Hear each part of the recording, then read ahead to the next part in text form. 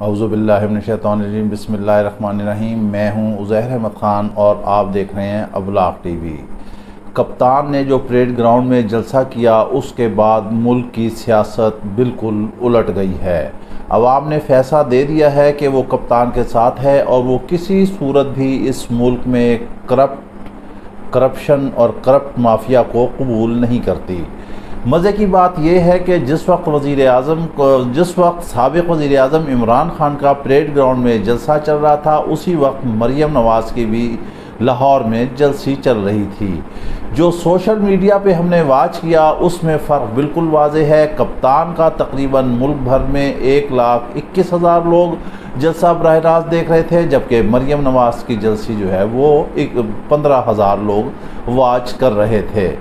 बहुत सारे ऐसे मामला थे, मगर इस दफ़ा कप्तान ने जो तकरीर की और तकरीर में साथ इस मौजूदा हुकूमत के जब वो अपोजिशन थी उसके क्लिप दिखाए तो उस वक्त कौम हैरान रह गई।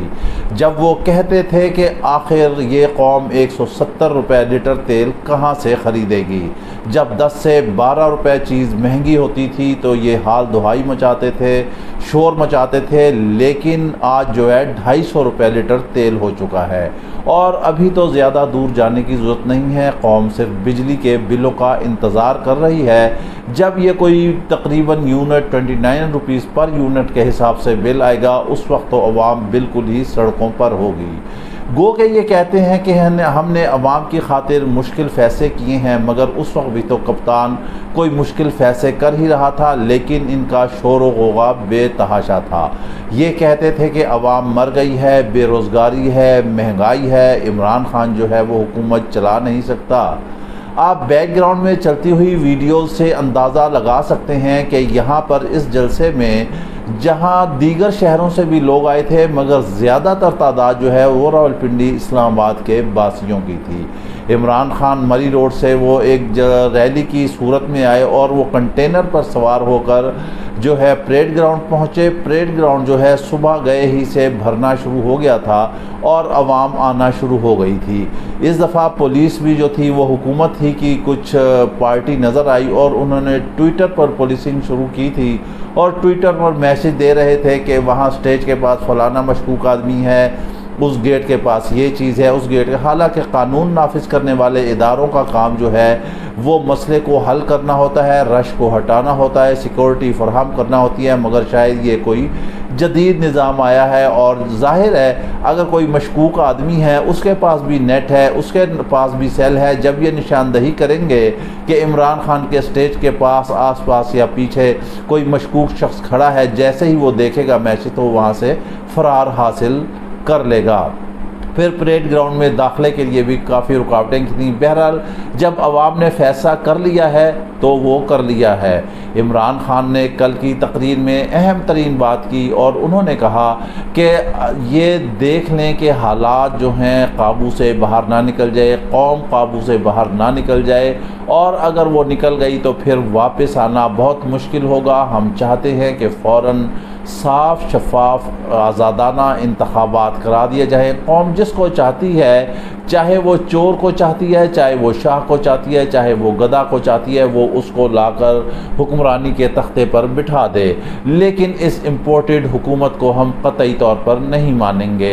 एक बात और चल रही थी कि इमरान खान ने जिस अमरीकी शख्सियत का नाम लिया था साइफ़र के हवाले से कि उसने सारे मामलात किए और उनकी हुकूमत के ख़िलाफ़ साजिश की, अब बात ये चल रही है कि उससे ही जो है PTI ने हाथ बढ़ाने शुरू कर दिए हैं दोस्ती के लिए और इमरान खान के कार ख़ास ने उससे रब्ता किया और माफ़ी तलाफ़ी की है। जबकि इस साइड पे बात ये चल रही है कि हाँ, ये ख़बर जो है सोशल मीडिया पर आई हुई थी। अगर हुक्मरानों ने यही बात सोशल मीडिया से उठाकर करनी है तो सोशल मीडिया पर तो बेतहाशा सवालात, बेतहाशा क्वेरीज़, बेतहाशा चीज़ें आती हैं। क्या उनको भी सामने रखा जाए तो फिर तो बहुत सारे सवालात बनते हैं और बहुत सारे लोग, ऐसे लोग भी उसमें शामिल तफ्तीश हो जाते हैं शायद जिनके बारे में नाम भी लेना मुनासिब नहीं है। अब मुबैना तौर पर जब सोशल मीडिया को सोर्स बनाया जाए तो फिर इनकी अकल पर इंसान कुर्बान ही जा सकता है, क्योंकि सोशल मीडिया का तो कोई सर पैर नहीं, गो कि ये सोशल मीडिया का दौर है। जैसे ही आप एक खबर करते हैं, क्लिक करते हैं, वो दुनिया भर में चली जाती है। ना इस वक्त प्रिंट मीडिया वो हैसियत रख रहा है, ना ही आपका ये इलेक्ट्रॉनिक मीडिया रख रहा है। जितनी पावर सोशल मीडिया के पास है वो इस वक्त किसी के पास भी नहीं है। हर आदमी देखें वही जर्नलिस्ट, वही सहाफ़ी बना फिर रहा है। हर आदमी के पास मोबाइल है, हर आदमी के पास कैमरा है, हर आदमी के पास नेट है, और उसकी एक्सेस फिर पूरी दुनिया भर में फैल जाती है, और वो बात मिनटों सेकंडों में आग की तरह पूरे जहान में फैल जाती है। आखिर आप यहाँ किस किस को रोकेंगे? ऐसे मुमकिन ही नहीं है। सोशल मीडिया को सोर्स बनाकर किसी ऐसी शख्सियत पर इल्ज़ाम तराशी आयद करना कोई मुनासिब बात नहीं है। जैसे कि हमने पहले भी कहा था, ये जो ऑडियो वीडियो के स्कैंडल आ रहे हैं इनका भी चलना मुनासिब नहीं है। बुशरा बीबी के हवाले से जो अरसलान से गुफ्तगू इस वक्त चल रही है सोशल मीडिया पे, वो तो वक्त ही बताएगा कि वो कितनी हक़ाइक़ पर मबनी है, कितनी झूठ है, कितनी सच है। लेकिन ये कोई ऐसी मुनासिब बात नहीं है। ये बात तयशुदा है कि कप्तान ने जो है हुकूमत को आड़े हाथों ले लिया है, और अब मुख्तदर हल्के भी इस हवाले से परेशान हो गए हैं। वो सर जोड़कर बैठ गए हैं कि आखिर इसका मदावा क्या किया जाए। कुछ गेम ऐसी है, कुछ प्लान ऐसे है, कुछ चिड़ियाँ उड़ रही हैं, कुछ मालूमात ला रही हैं। कुछ मालूमात हमने आपको साल पहले अपनी तहरीरों में और अपने वीलॉग में इन मौजूदा हालात के हवाले से आगाह कर दिया था, और आज फिर हम इस वीलॉग में अहम तरीन गुफ्तगू से, अहम तरीन बात से और अहम तरीन नुक्ते से हम आपको आगाह कर देते हैं कि इमरान खान ने दोबारा इस हुकूमत में आना है। फिर आगे फैसला होगा कि पार्लिमानी निज़ाम रहता है या सदारती निज़ाम। फिर वो सदर बनेंगे, इख्तियारात होंगे, और फिर जितनी भी करप्ट माफिया है उसको वो बिहाइंड द बार लेकर जाएंगे और बाकायदा उनको सज़ा देंगे, क्योंकि हुकूमत में रहते हुए उनका ग्राफ जो है नीचे जाता जा रहा था। हुकूमत से निकलना उनके लिए बहुत ही बेहतर हुआ, और इस वक्त इमरान खान भी ऐसा इतना इलेक्शन नहीं चाहते। वो जो कुछ भी खराबियाँ और खामियाँ थीं वो सारी नून लीग की हुकूमत के गले में पड़ गई। हत्ता कि पीपल्स पार्टी भी इससे साइड पर है। जो बुराई आ रही है वो इस वक्त नून लीग के हिस्से में आ रही है, और उनकी सियासत तबाह हो रही है। आने वाले बल्दियाती इलेक्शन के लिए गो के मरियम नवाज़ निकल खड़ी हुई हैं और वो उनकी कैंपेन चला रही हैं, मगर हालात कोई इतने मुवाफिक नहीं लगते। हम आपको बताते हैं कि अगर साफ़ और शफाफ इलेक्शन होते हैं और इंजीनियर नहीं होते, और कोई भी इसमें इस्टेब्लिशमेंट किसी किस्म का किरदार अदा नहीं करती, तो इसमें कोई दूसरी राय नहीं है कि 16 से 18 सीटें जो है पीटीआई लेकर जाएगी। अब पंजाब हुकूमत जो है वैसे ही डामाडोल है। अगर पंजाब हुकूमत नून लीग के हाथ से निकल जाती है तो ये महदूद हो जाएंगे सिर्फ वफाक तक, और वफाक में जितनी भी पार्टियां हैं जो इत्तेहादी हैं उसमें बड़ी इत्तेहादी जो है MQM, वो तो शायद ज़्यादा ही सख्त नाराज़ हो रही है।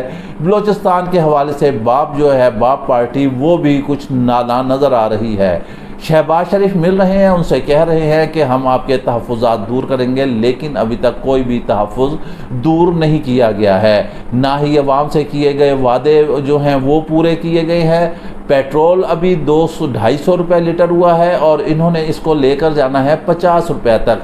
लिहाजा आने वाले दिनों में ये 10 से 15 रुपये और महंगा होगा।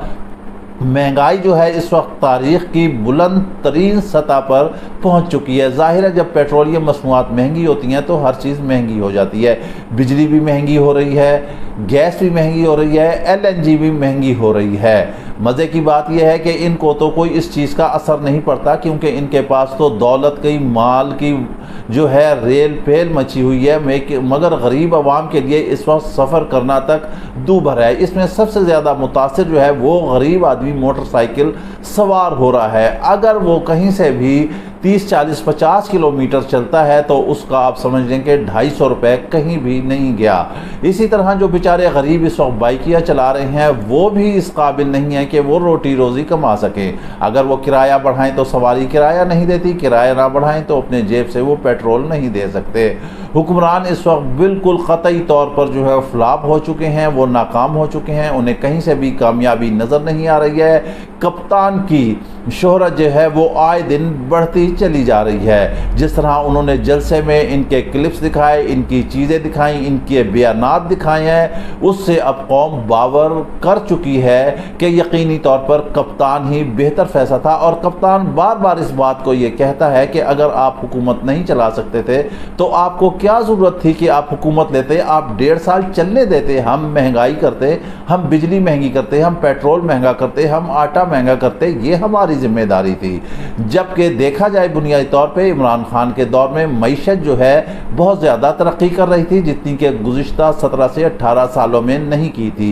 फिर कप्तान ने यह भी बता दिया कि जैसे हम हुकूमत छोड़ेंगे हालात उससे ज़्यादा ख़राब होते जाएंगे, और वो बिल्कुल सही हुआ। और उन्होंने कहा था कि मैं हुकूमत से बाहर निकल कर बहुत ज़्यादा ख़तरनाक साबित होऊंगा, और वो ख़तरनाक साबित हो रहे हैं। अब बल्दियाती इलेक्शन के लिए उन्होंने कह दिया है, पंजाब रावलपिंडी में भी ये इलेक्शन हो रहे हैं, दीगर शहरों में भी हो रहे हैं। देखते हैं अगर इन इलेक्शन को इन्होंने न्यूट्रल ने कोई मुदाखलत ना की, इस्टेब्लिशमेंट ने कोई मुदाखलत ना की और शफाफ इलेक्शन हुए, फिर तो एक ये मुल्क जो है एक सीधी सिमत में चल पड़ेगा, वरना हालात अनारकी की जानिब गामज़न हो जाएंगे। हुकूमत से मामलात काबू नहीं हो रहे हैं, ये हम आपको बार बार बता रहे हैं, और फिर किसी एक नशिस्त में हम आपको एक तफसीली रिपोर्ट आपके सामने हम पेश करेंगे।